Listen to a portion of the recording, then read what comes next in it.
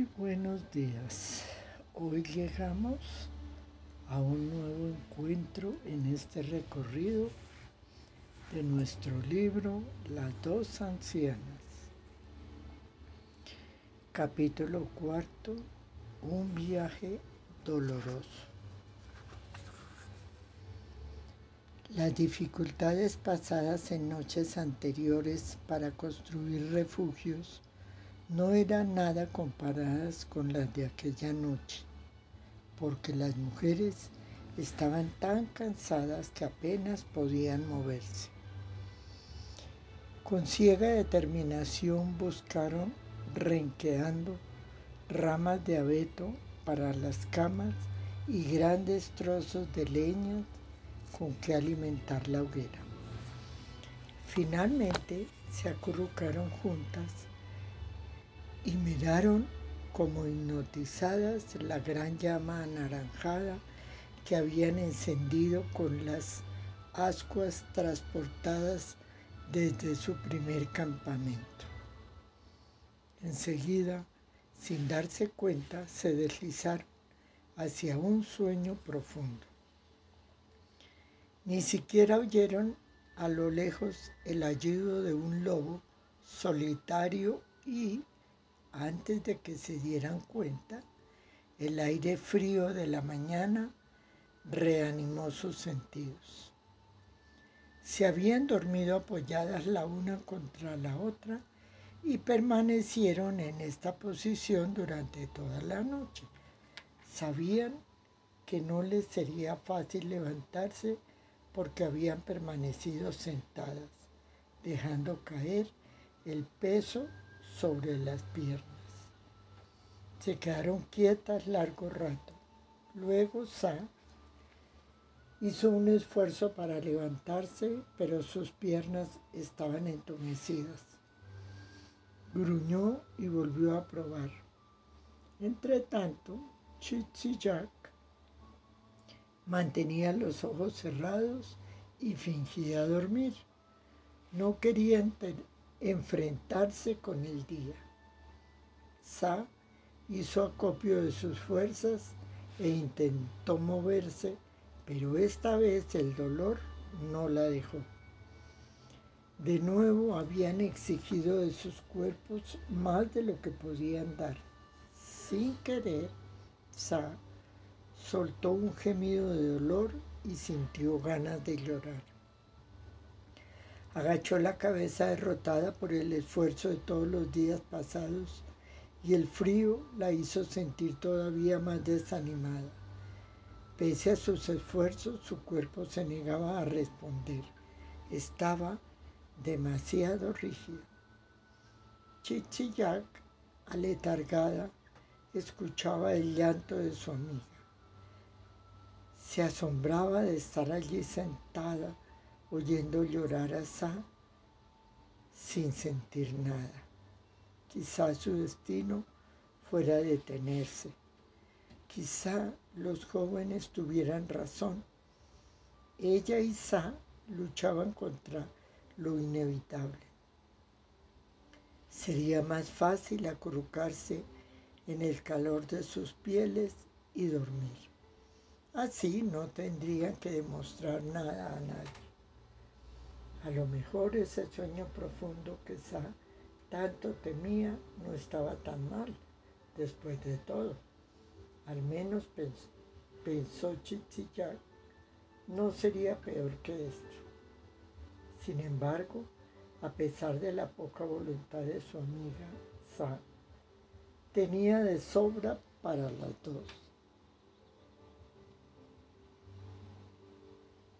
Sin embargo, a pesar de la poca voluntad de su amiga, Sa tenía de sobra para las dos.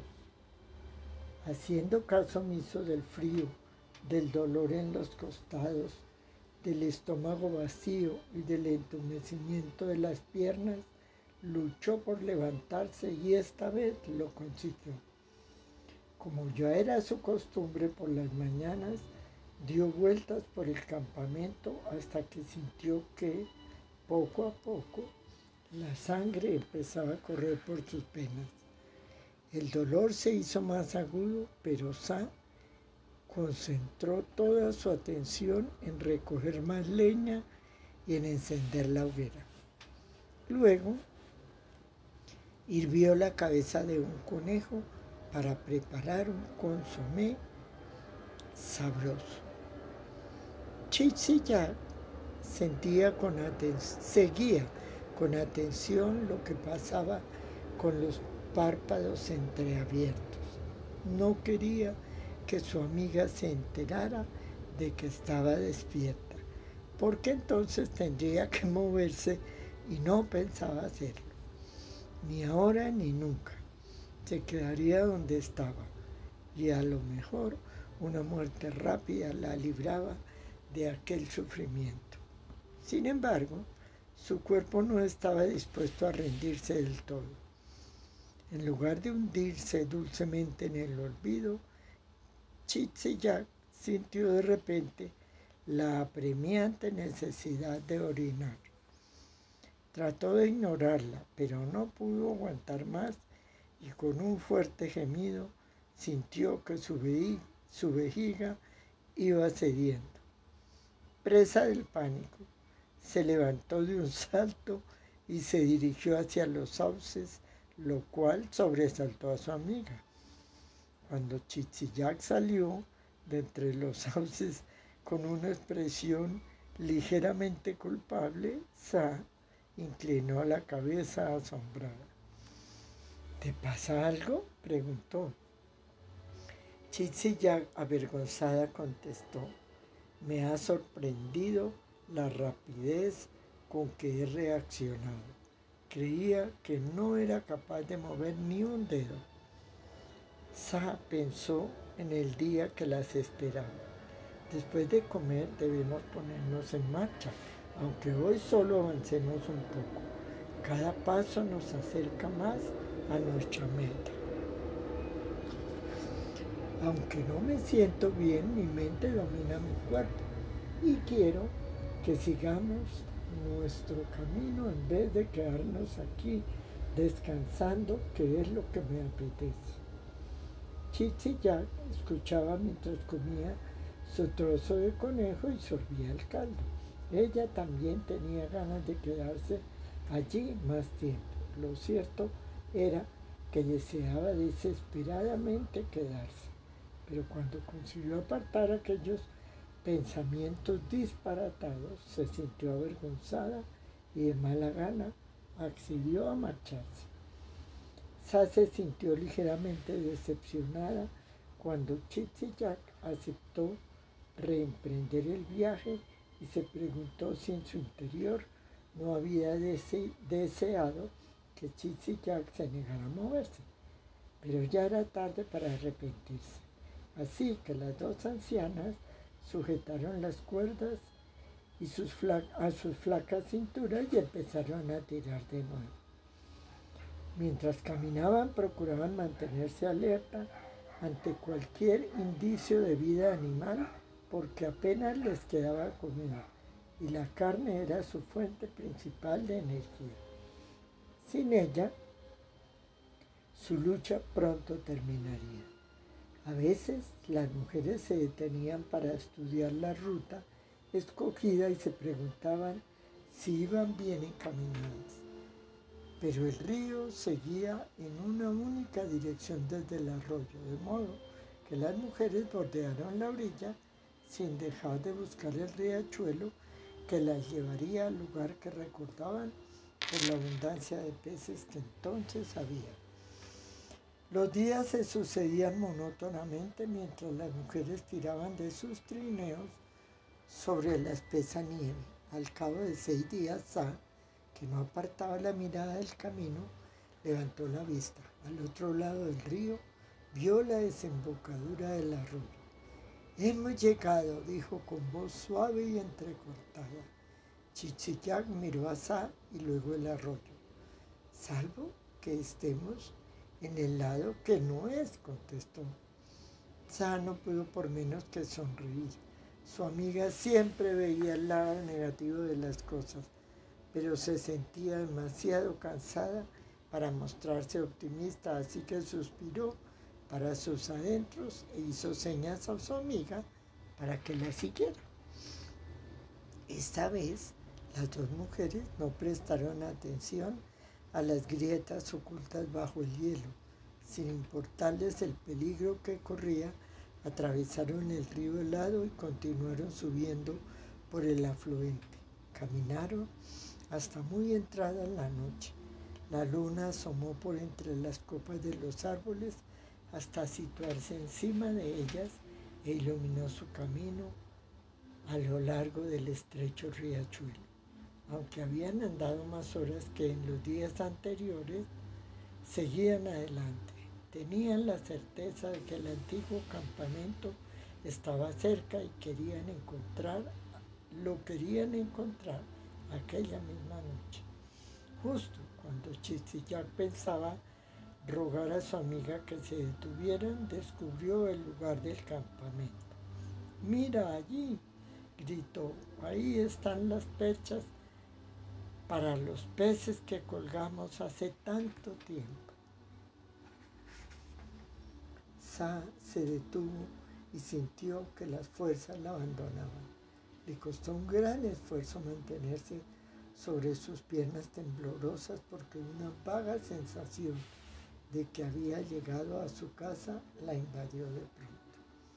Chichillac se acercó a su amiga y la rodeó cariñosamente con un brazo. Se miraron y se sintieron conmovidas por una gran emoción que las hizo enmudecer.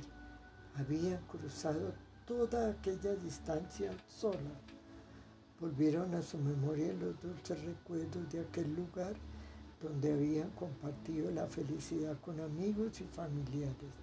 Ahora, por una mala jugada del destino, se encontraban allí solas, traicionadas por aquella misma gente. Como las penurias las habían unido, las dos mujeres habían desarrollado la capacidad de conocer lo que había en la mente de la otra, y Sa solía ser más sensible. «Es mejor no pensar en por qué estamos aquí», dijo. «Debemos levantar nuestro campamento esta noche. Mañana hablaremos». Dominando la amarga sensación que le subía por la garganta, Chichillac asintió con decisión. Así, con movimientos lentos y torpes, ascendieron por la orilla ligeramente empinada y se dirigieron hacia el campamento, donde encontraron un viejo armazón de tienda que utilizaron como refugio aquella noche. Aunque sus ropas las protegían del intenso frío, las pieles de caribú calentaban más. Las brasas se mantuvieron vivas entre la ceniza durante toda la noche y conservaron caliente el refugio hasta que el frío de la mañana se abrió paso y las mujeres empezaron a desperezarse. Sa fue la primera en levantarse. Esta vez su cuerpo protestó menos cuando empezó a moverse por el refugio, echando la leña que habían recogido la noche anterior sobre las brasas vacilantes que seguían ardiendo en la hoguera. Después de soplar suavemente sobre los palillos secos, una llama empezó una lenta danza extendiéndose por unas de ramas de sauce secas. Pronto el refugio se calentó y brilló resplandeciente. Aquel día las mujeres trabajaron infatigablemente sin pensar en sus maltratadas articulaciones. Sabían que tenían que darse prisa y terminar los preparativos para enfrentarse a lo más crudo del invierno, pues vendrían tiempos más fríos. Así que pasaron el día apilando nieve alrededor del refugio, colocaron una larga fila de trampas para conejos, porque aquella era una zona rica en sauces y había indicios claros de que allí habitaban conejos. Ya era de noche cuando volvieron al campamento. Sa hirvió las vísceras del conejo e hicieron un festín con lo que quedaba de comida. Después se acomodaron en sus mantas y fijaron la vista en el fuego. Las dos mujeres no se habían tratado mucho antes de ser abandonadas. Eran dos vecinas que disfrutaban quejándose y solían conversar sobre asuntos intrascendentes. Ahora, la vejez y un cruel destino eran todo lo que tenían en común.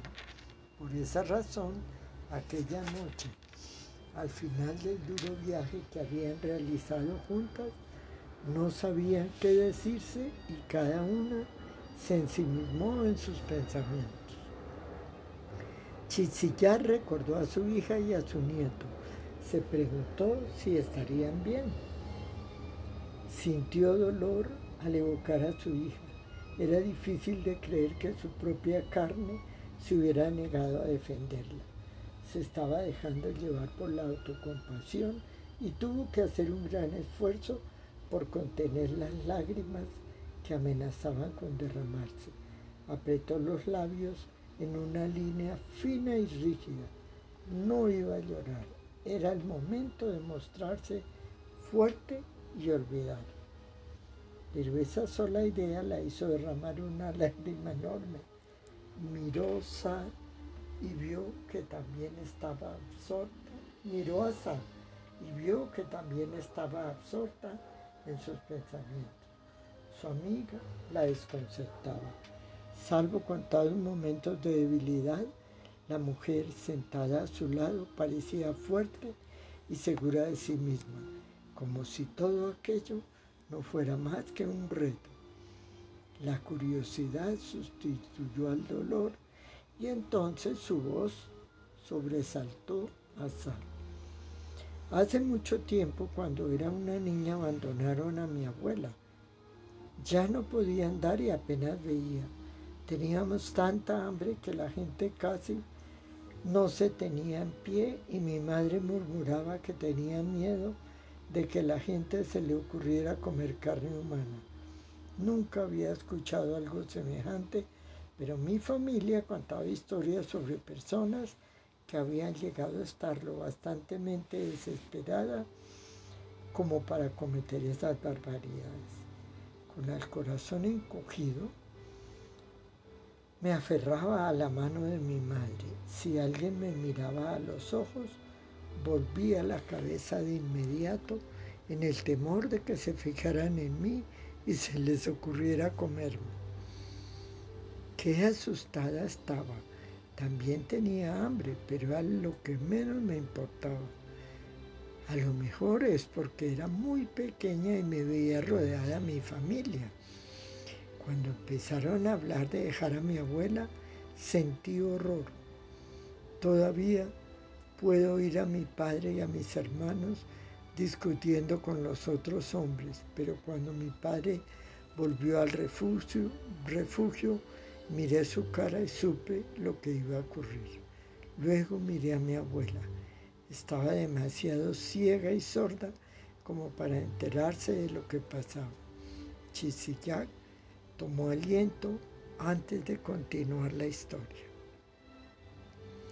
Una vez que la hubieron abrigado bien y colocado las mantas a su alrededor, creo que empezó a comprender lo que pasaba, porque al marchar del campamento la oí llorar. La anciana se estremeció al recordarlo. Más tarde, cuando ya era mayor, me enteré de que mi hermano y mi padre habían vuelto para poner fin a la vida de mi abuela y evitar que sufriera. Y quemaron el cadáver por si alguien pretendía llenarse la barriga con su carne. No sé cómo, pero sobrevivimos aquel invierno, aunque el único recuerdo claro que conservo es que no fue un tiempo dichoso. Conservo en la memoria otras épocas de hambre, pero ninguna tan terrible como aquella.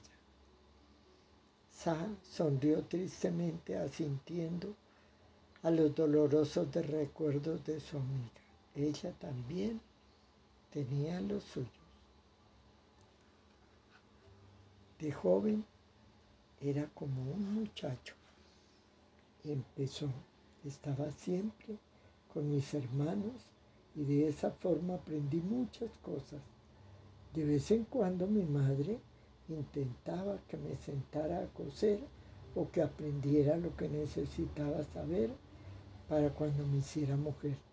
Pero mi padre y mis hermanos siempre me rescataban. Les gustaba tal como era. Los recuerdos la hicieron sonreír. Nuestra familia era diferente a las demás. Mis padres nos dejaban hacer casi todo lo que queríamos. Teníamos obligaciones como todos, pero una vez que terminábamos podríamos irnos de exploración. Nunca jugaba con los otros niños, solo con mis hermanos. Me temo que no sabía lo que significaba hacerse mayor porque lo pasaba demasiado bien. Cuando mi madre me preguntaba si ya era mujer, no la entendía. Creía que se refería a mi edad y no a lo otro.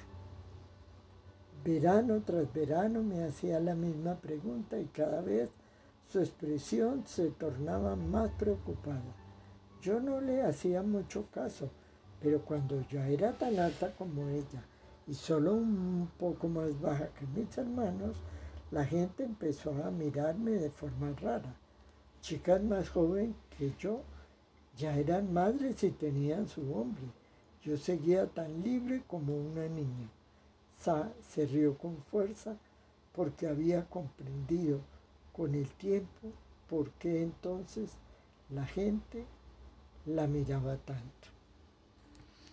Bueno, por hoy dejamos en esta parte del capítulo y nos volvemos a encontrar próximamente para seguir esta maravillosa aventura de las dos ancianas.